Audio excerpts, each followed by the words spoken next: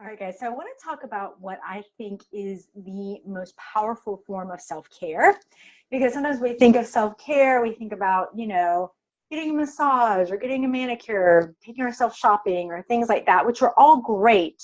But, there are things that we have to include into our schedule, add into our schedule. They might cost us some time, they might cost us money. And I really don't know that, I mean, they feel great on a short-term basis, but in terms of a long-term change and impact, they don't necessarily have that same ability. So what I believe with all my heart is the most powerful form of self-care is how we treat ourselves and how we talk to ourselves. Being kind to ourselves in the thoughts that we have about ourselves. And I think for so many of us women, or maybe just humans, we have somewhere picked up along the way that in order to motivate ourselves, we have to be mean to ourselves, right? We have to almost feel miserable in order to then change. And that if we're actually kind to ourselves and accepting of ourselves exactly where we are in the journey, that we will kind of get stuck, that we won't feel that same level of motivation. But I really truly believe it's the opposite, and that the kinder we are to ourselves and the more accepting, we actually then from that foundation are able to move forward and more quickly move towards our goals. And it feels a whole lot better in the process. If you think about, like if you have a boss, if you've ever had a boss or if you have one now, if you think about a boss that's really critical and puts you down and tells you everything that you're doing wrong, and you think about how you feel in terms of your job and your career, you may, take some action just to avoid the criticism or to get away from the criticism.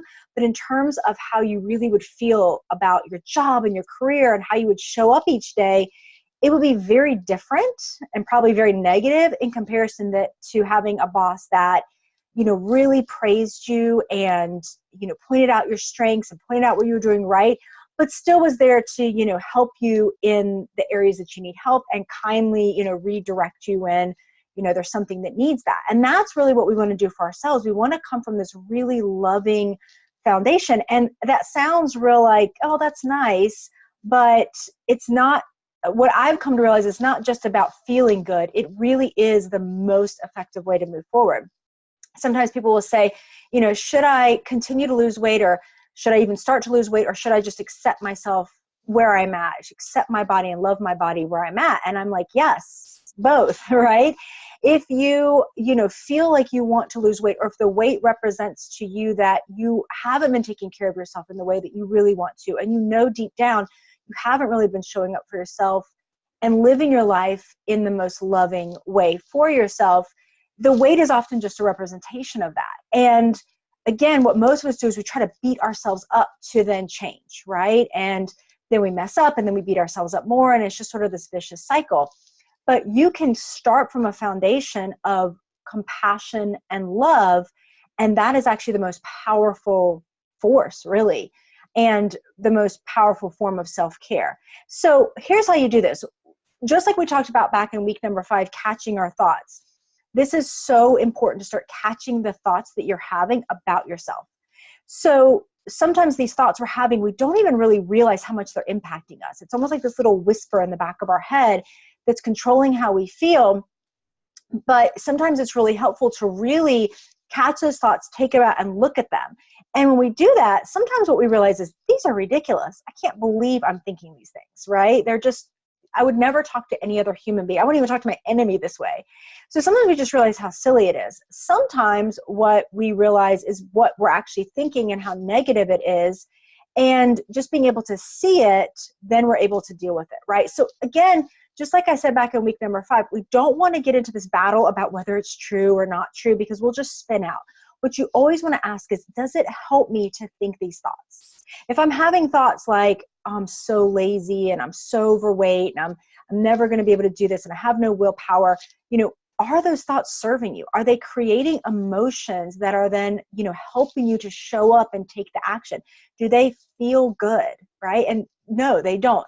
So the beautiful thing is once you can recognize those thoughts, you can literally just throw them out. You don't have to sit there and debate whether they're true or not true.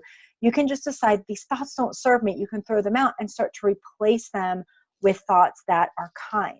And if you can really grasp the idea, because again, I know this is so hard for so many of us, but if you can really grasp the idea that the more positive and kind thoughts you have towards yourself, the more you practice that, the more you talk to yourself in the same way you would, you know, a sister or a daughter or a friend that you really love, it's actually going to then help you show up and take the action and move towards your goals and feel so much better in the process, right? It's not about trying to earn something.